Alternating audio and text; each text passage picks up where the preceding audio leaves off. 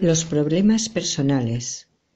Artículo de la profesora Delia Steinberg Guzmán, extraído del libro Para conocerse mejor.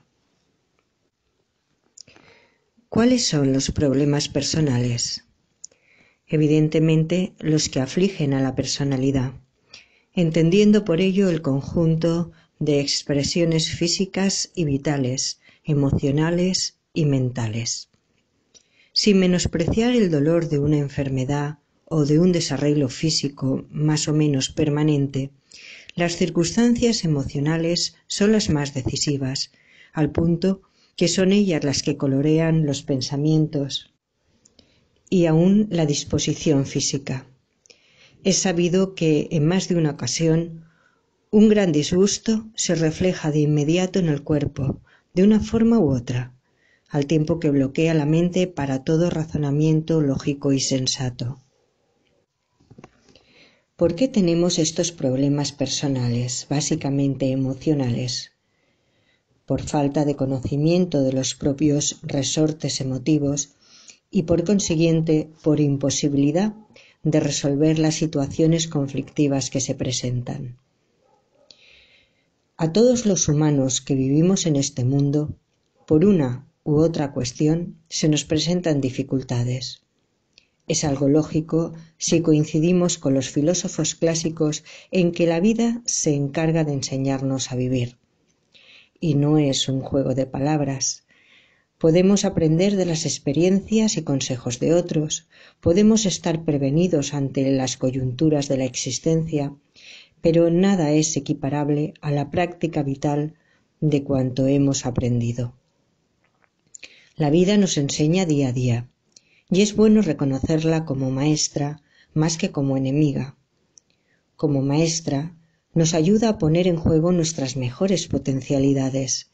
Si la vemos como enemiga, solo será un largo camino de problemas, sobre todo de problemas personales.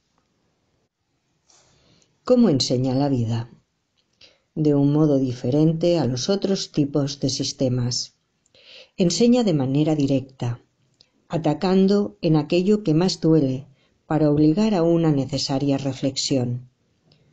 Todo lo emocional duele, aunque en algunos momentos las emociones pueden convertirse en motivo de alegría y felicidad.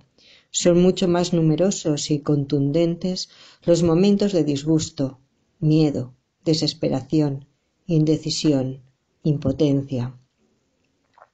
Podríamos hacer una lista inagotable de problemas, pero baste con algunos que casi todos conocemos. Están los problemas naturales de supervivencia, la lucha por ganarse la vida de una forma más o menos digna y más o menos de acuerdo con nuestras vocaciones y disposiciones, con nuestros estudios o preparación.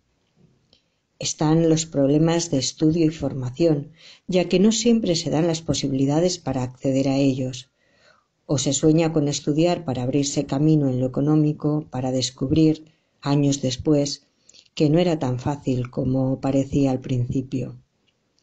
Están los problemas familiares, ya que no siempre hay un claro entendimiento entre los que componen este núcleo. Están los problemas existenciales, toda vez que algunas personas se preocupan por el destino, por el ser interior, por el universo en que nos hallamos y por miles de porqués acerca de nuestra posición individual y colectiva en el mundo. Y sobre todo están los problemas sentimentales, cuando no hay una buena relación con otras personas y cuando no se perfilan amores y amistades satisfactorios. Sé que podríamos extender los ejemplos, pero a partir de cualquiera de ellos es factible llegar a un estado paralizante una vez que aparecen los problemas. Por lo general, la actitud ante el problema es buscar soluciones fáciles y rápidas que no impliquen la propia voluntad. Se recurre a gente conocida, se pide ayuda a unos y a otros. El problema ha bloqueado a quien busca la solución fuera de sí y, sobre todo, al que parte del principio de la injusticia de la vida que le somete a tales infortunios. La emoción negativa gana terreno. Las ideas se vuelven cada vez más confusas, el organismo empieza a reflejar la angustia y el problema asume entonces la dimensión de una montaña infranqueable. Solo queda el dolor, la desesperación, la irritabilidad, la agresión contra los demás por la parte de culpa que pudieran tener. En fin, un pozo inmenso que se vuelve más y más profundo y del que es cada vez más difícil salir. Desde abajo, desde el hundimiento psicológico, no se puede ver la luz. El dolor se va rumiando minuto a minuto y no cabe más que esa pasión obsesiva. Las soluciones deben venir entonces y por lógica desde arriba. Es necesario elevarse por encima del problema y de la pena para encontrar una respuesta. Si sabemos que la raíz de la dificultad está en el plano afectivo, hay que trabajar con la energía mental para superar la atmósfera emocional negativa.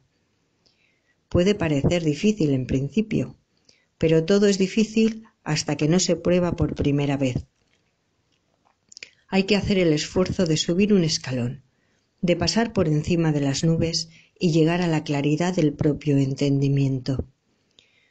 No todos somos sabios, es verdad, pero todos tenemos un cúmulo de experiencias más o menos importantes como para buscar respuestas factibles al mal que nos aqueja.